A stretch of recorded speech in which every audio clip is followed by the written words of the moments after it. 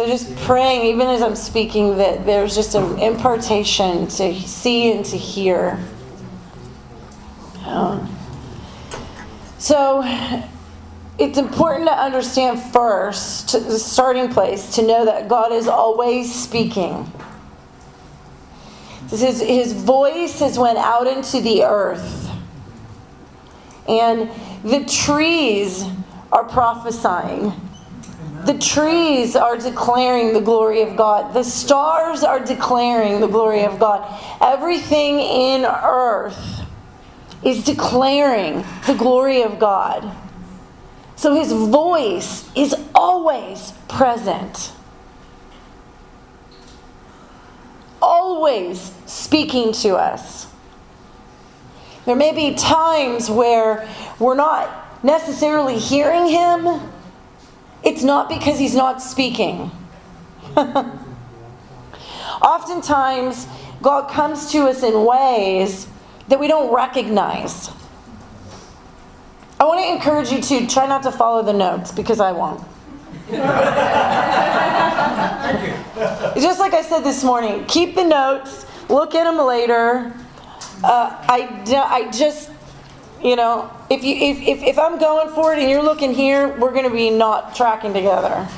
So take the notes later if you like to study and do it, but just be here with me,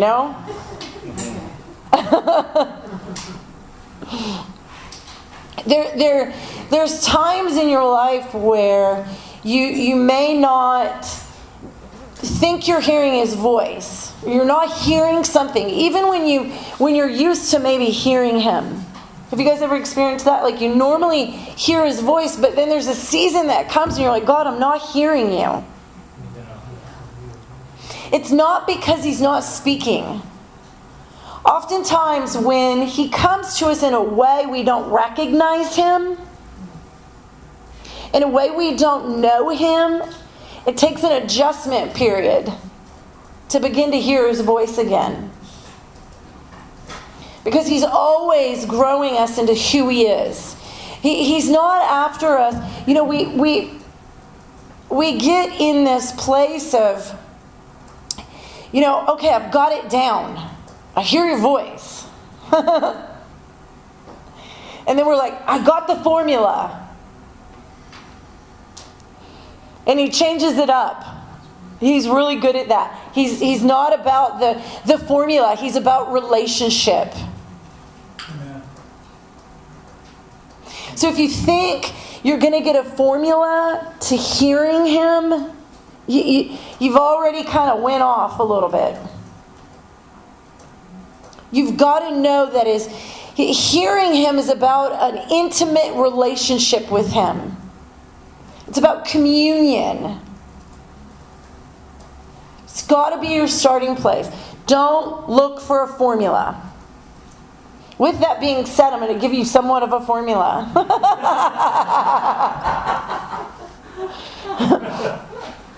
Even in the notes it says, God is always speaking. His voice has gone out into the earth. There's no magic formula to hearing Him. It's Him that we need. Yes. You think of it in a natural relationship. You that are married, got husbands, you have wives.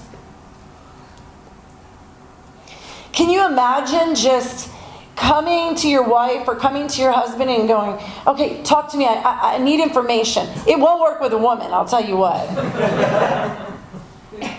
No, you're not understanding. I need you to understand, right? Yeah. God's the same way.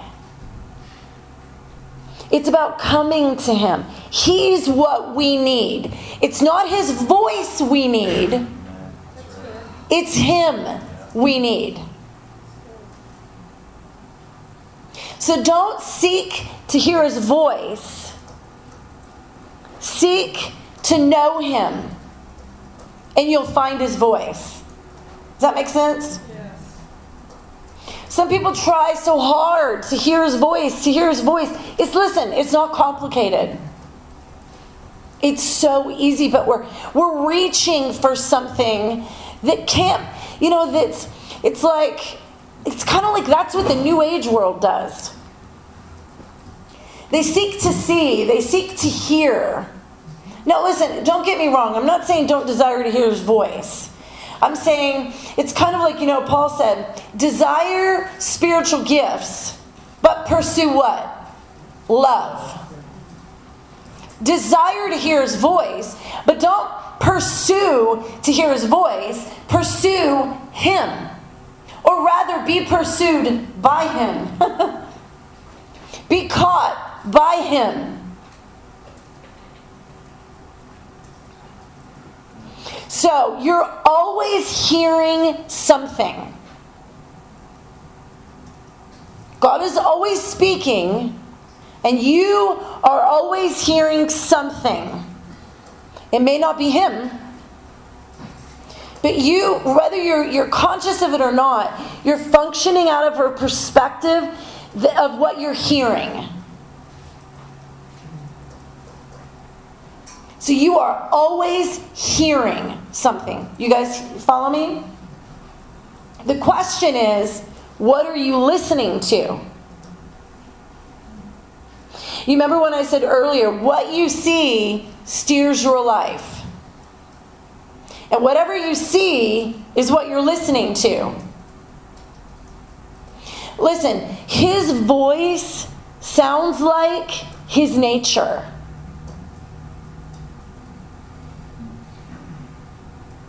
His voice sounds like his nature. Do you know an angry father has a sound in his voice? Right? A disappointed father has a sound to his voice. Have you ever heard an angry father yelling at his children? It has a sound to it, right?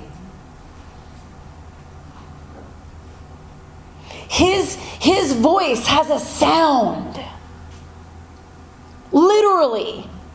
It's recognizing that sound is the key. Are you guys with me? It's like being tuned into the sound. So the question is, how do I tune into the sound? Because you're tuned into something.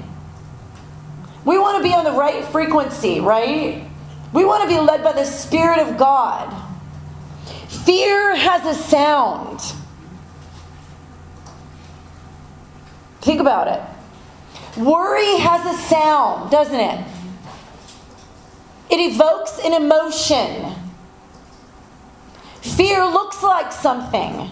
Fear sounds like something. Fear evokes an emotion. You guys with me? Our God has a sound. And it's direct. The sound of his voice is directly related to who he is, his nature. Kindness has a sound. Yes. Compassion has a sound. So when you're tuning in, so to speak, to that frequency, to the right channel, you want to be dialed in to kindness, because that's his nature. The fruit of the Spirit, Galatians 5, the fruit of the Spirit is what? It's who he is, right? The fruit of the Spirit. He's saying, Holy Spirit's saying, this is what I'm like. This is my nature. I'm patient, kindness, mercy, gentleness, right? I didn't say that. He did. We do this. We do this in our week-long training. When people get a word, and I'm going to throw it at you and just say, hey, remember this. When we're filtering through a prophetic word, even for yourself, I encourage you to do this. When you're trying to discern whether you're hearing from God, whether it's God or not, take the fruit of the Spirit. Take the nature of God. The character is the simplest way to do it. Take the fruit of the Spirit and measure that word. Filter it through the fruit of the Spirit. Is what I'm hearing in agreement with mercy? Amen. Is it in agreement with kindness? Is it in agreement with self-control? You guys follow me? Yep. So his voice sounds like these things. I love, when you, and as you begin to recognize kindness, I'm just going to go with kindness for example. That's the one I'm latched on to tonight. When you begin to recognize kindness in action, the sound of kindness, what kindness looks like, you will begin to hear God clearer. You want to begin to recognize His nature around you. And you'll begin to hear His voice clearer. Do you know, when you see kindness in action, do you know that's God? In action? That's actually God. Listen, there's no kindness apart from Him. Right? Amen. You are not kind. Apart from the Spirit of God on the inside of you, you are not kind. You don't have any mercy apart from Him.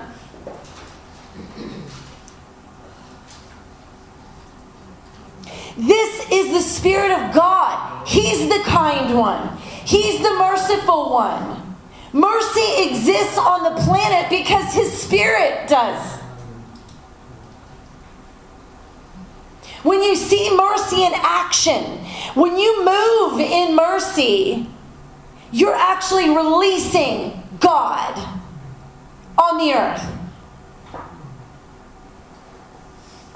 When you begin to tune your ear, recognize His movements, recognize His nature, and you begin to lock in on that, your hearing His voice will be open. The issue is we've got traffic. And we don't know which frequency to stay on. We go from fear to kindness to judge, we're all over the map. And then we're like, why am I not hearing from God?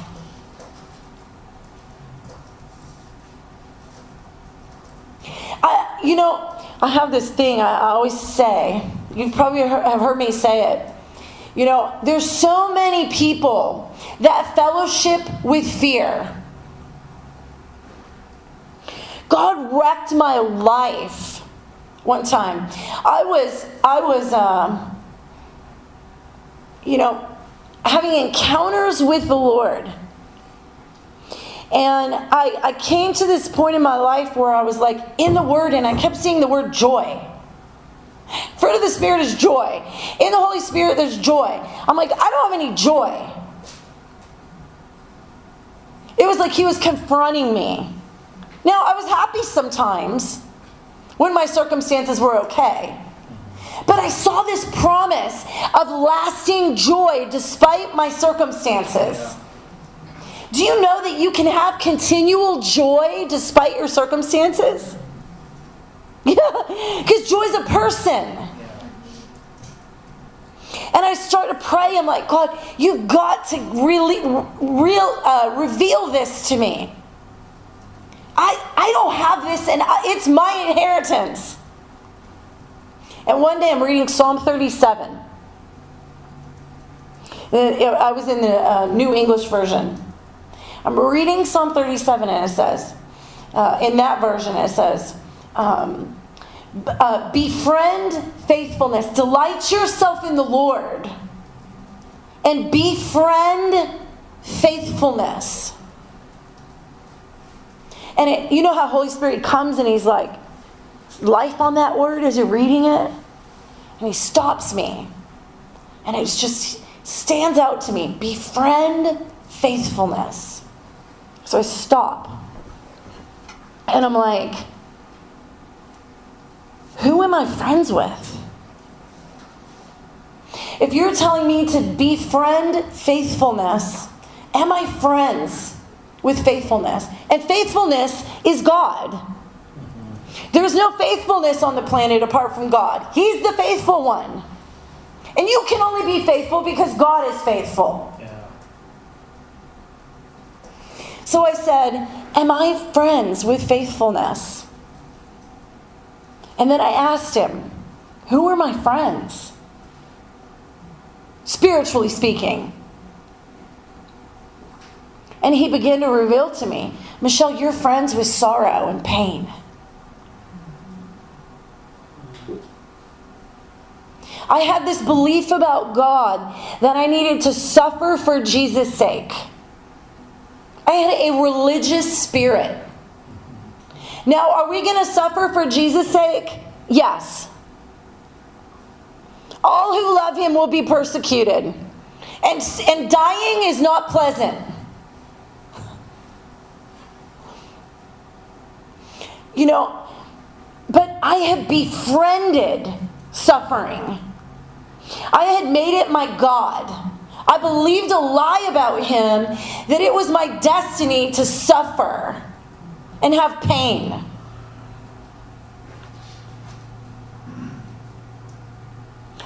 I had come to the cross and stayed there.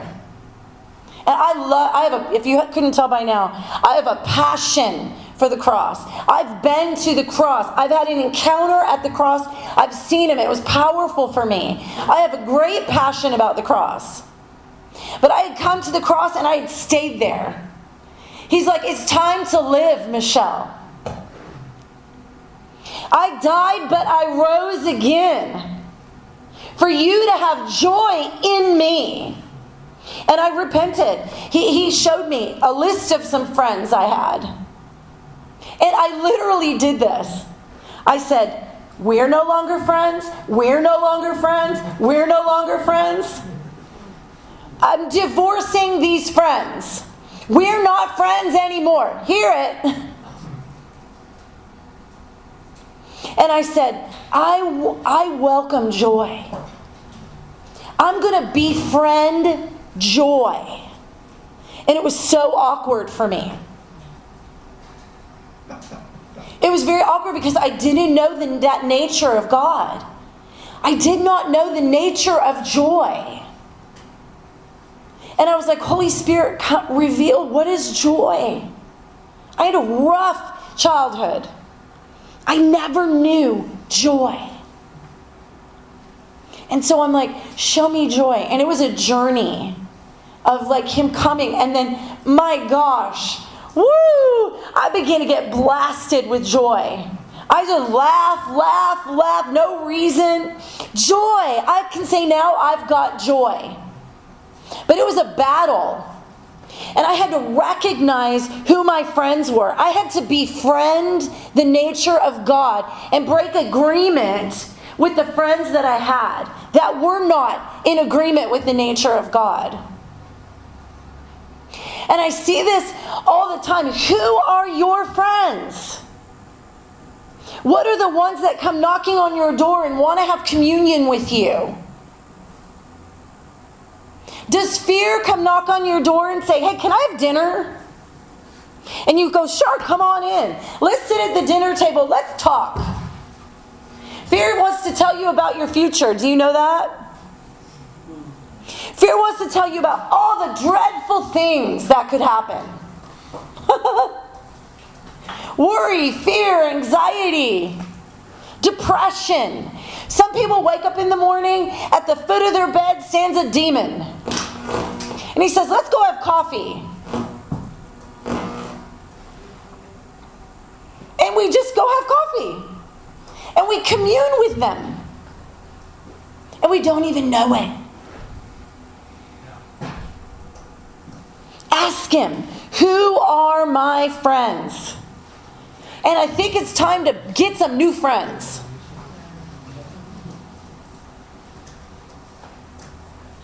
How many of you, if you had a friend in the natural that came knocking on your door, continually and said, let's have coffee, and you sat down and they just told you about how horrible your life was and about how horrible your life's going to be, about how hopeless your future is? Like, would you continue to hang out with that friend? No, why do we do it then?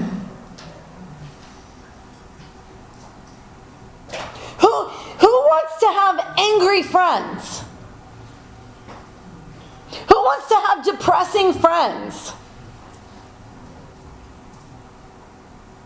Listen, that's not him.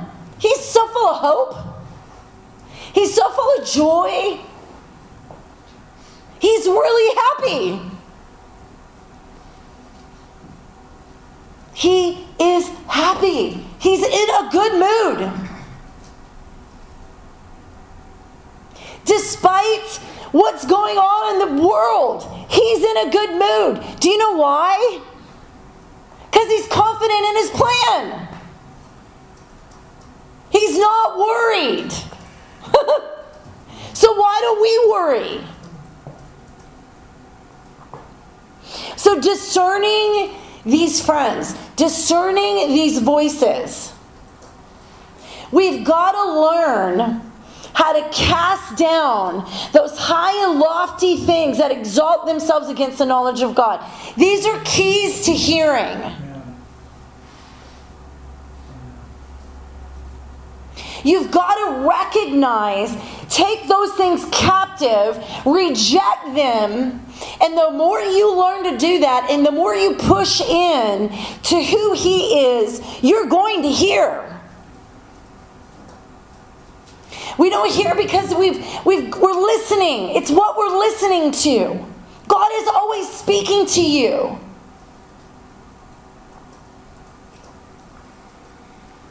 When you recognize these things, measure them against the fruit of the Spirit. Measure them against the nature of God. And if you're not sure, search it out. Search out His nature in the Word. So many people think He's a bully. They think He's pushy. Here, write some of these down. Just write a column. Or put a column down on your paper. These are some aspects of His nature and what are not His nature. So God is understanding. Does everyone agree? Yes. God is understanding. The opposite of that, which is the enemy, he's accusing.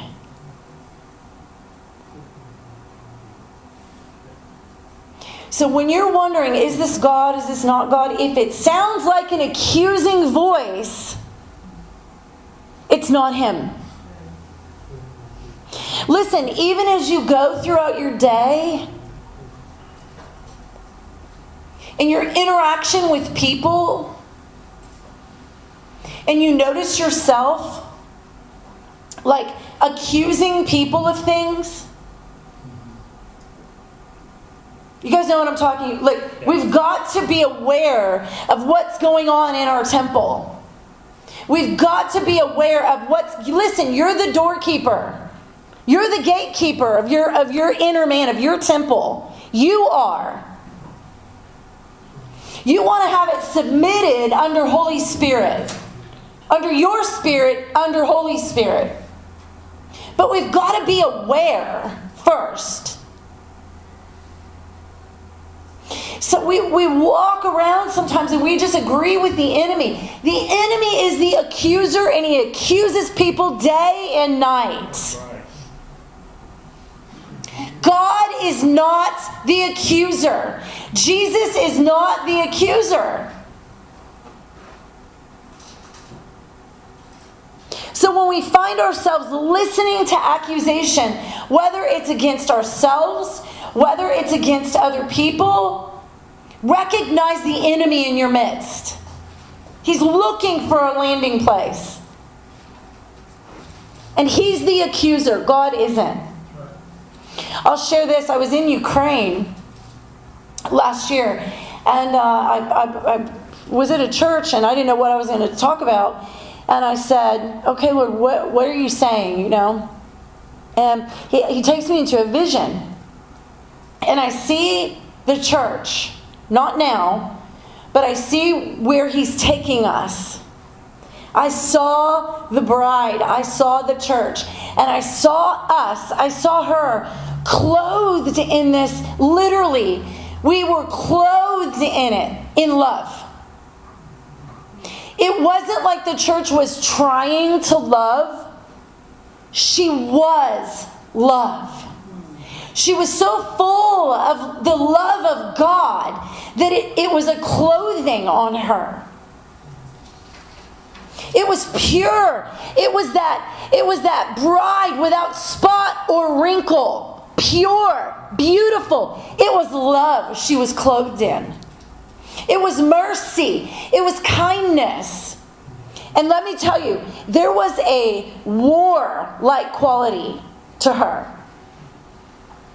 It was like violent in nature, that was like, it was offensive, if you know what I mean.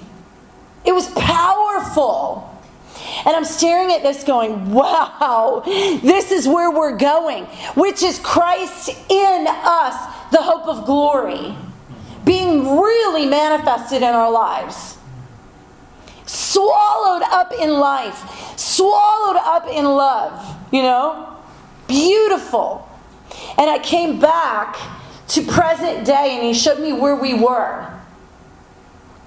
And he showed me the strategy of the enemy to keep us, which will never happen. He's not, I mean, Jesus said, be of good cheer. I've overcome the world. In the world, you're going to have trouble. In the world, you're going to have tribulation. Listen, be happy. I've overcome already. He didn't say I'm going to. He said, be of good cheer. I have overcome. So it's going to happen. We're going to get there. But I saw the strategy of the enemy into what to do to the church. And it was literally an inside job. And what I mean by that is he was getting the church to devour one another. He was sending a lying voices, the accuser, in the body to get the body to self-destruct. And I literally was like, I mean, it was like a deception. It was a religious spirit, and it was a deceiving spirit that got us to agree with the enemy against each other. It's a cancer in the body. The manifestation of it in the natural is cancer. Because cancer is the cells basically killing the other cell. It's basically self-destruct. And I literally got on my face. And I said, God, I don't want to be a cancer in the body. I want to be a white blood cell. Is it white blood cell? Red blood cell. White. I want to be a white blood cell in the body. I want to be a life bringer to the body. I don't want to be one who brings death.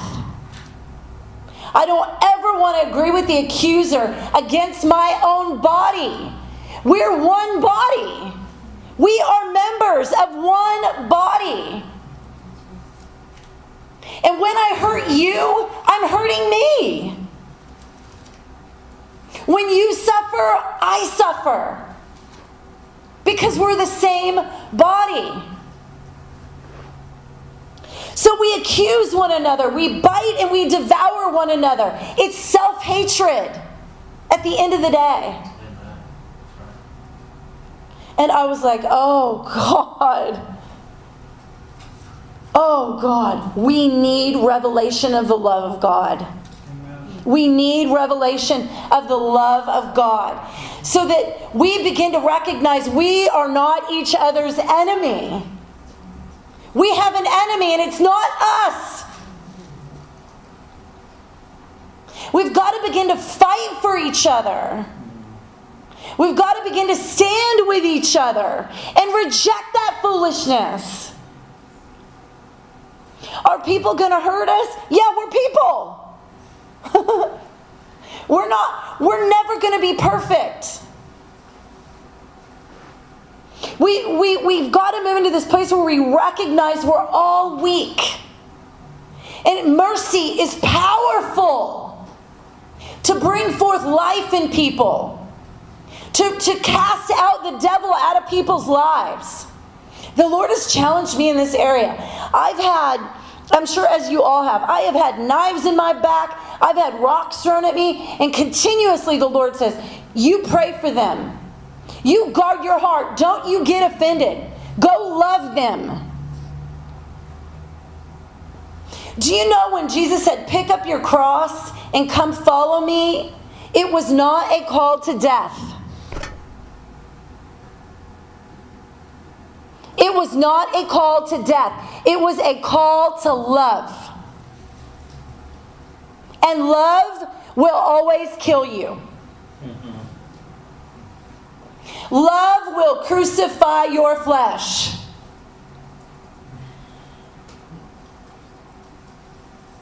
So many of us are seeking how to die. Jesus said die. So we get control of our lives because we're God, right? And I'm going to die. You don't have to try to die. You just have to do what He said. You just have to love. And you will die. When someone smacks you on one cheek and He says, give them the other, that will kill your flesh. Right? That is the true death. That's truly denying yourself. That's truly picking up your cross and following Him. It's what He did. When He said, come follow me, He said, come do what I did. Come do what I'm doing. And what did He do? They mocked Him. They spit at Him. They killed Him. I'm telling you, Jesus did not have an ounce, a speck of offense in His heart. He didn't have an ounce of bitterness in His heart. He didn't. He had nothing but love for these people, for us. He can't help but love. It's who He is. I was thinking about this the other day. Here's Jesus on the cross with the two, ones that were really deserving of death. They didn't even repent. And they're on the cross. And He says, and the one says, remember me when you're in paradise. And what does Jesus say? This day, I promise you, you'll be with me in paradise. Remember me when you come into your kingdom, is what He said. He said, I tell you today, you'll be with me in paradise. A guilty man.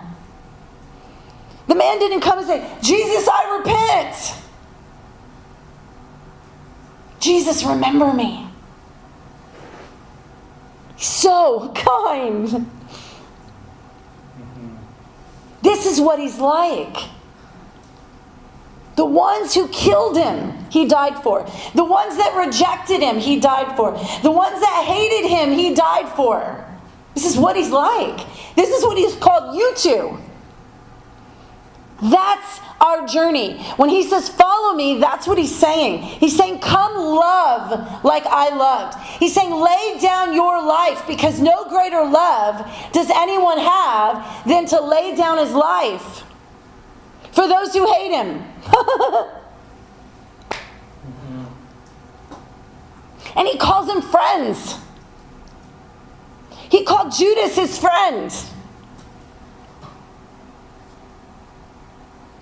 Like, that's scandalous. Yeah.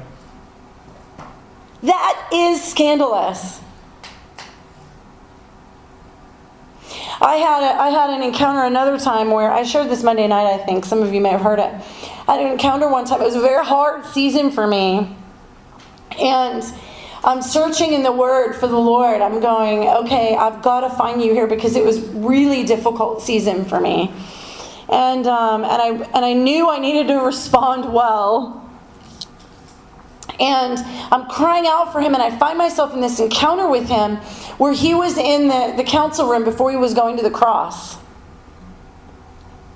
And I'm kind of on the outside watching as I'm seeing these things happen while they're spitting at him, they're hitting him, they're mocking him. Truth, the spirit of truth. They hated truth. They hated the truth. I still can't, I know it's in me, I do somewhere too, but I can't wrap my head around it. That light came into the world and they hated it. That he came to his own and they couldn't receive him. That's enough to make you cry out. And I'm watching this do this to him, and I knew in that moment, I just somehow knew by the Spirit that he had nothing but love for them. He didn't have any offense. He didn't have bitterness. He loved them. His heart was broken for them. The ones hitting him. He wasn't thinking about himself. Do you know he's the Philippians 2 God? Go read it. Go study it. Philippians 2. It's his nature. He does not consider himself great. He actually considers others better than himself. Jesus. He literally considers you better than himself. That's scandalous. What kind of love is that? And I'm aware as I'm watching this that's the reality. And his heart was hurt for them. And I didn't even say it, I thought it. I was like, who are you? Like, I know you're Jesus. But I'm like, how do you do that? Because I was really aware in that moment, I needed that. And it was very tangible. It was very tangible. And I said, I didn't say it, I thought it. How do you do that? Like, who are you? And immediately it was like I was inside of him. And I was looking at his eyes. I had his perspective. I had his awareness. I knew what he was thinking. I knew his perspective is the only word I can think of. How he was viewing things. His awareness. And I'll tell you, the thing that Jesus was rooted in, and I believe he walked this his whole journey on earth, as a man. Because we know it's Jesus, but he was a man on earth. And he was acquainted with all the same things we're acquainted with as a human being. Jesus was so rooted as a son in the Father's love. He was confident in the Father's love. He knew the Father's love, that it made him so confident in the Father's plan. As a man, he knew his Father was going to do what he said. He knew his Father was going to do what he promised. Because again, remember, he was a man who was susceptible to doubt and fear as a man. But he had this reality of the Father's love. He knew it. And out of that, it made him confident in the Father's plan. And he had nothing but love for those people. Why? Because God is love. So love was an automatic response for him. He didn't have to try to love. He was love manifested. Why? He was grounded in it. It's the prayer Paul prayed. That you would know the length, the width, the depth, the height, that you would know the love of Christ that's found in God, in the Father. That you would know that. Why? That you would stand, that you would be able to go for, we gotta have that. That's what he had.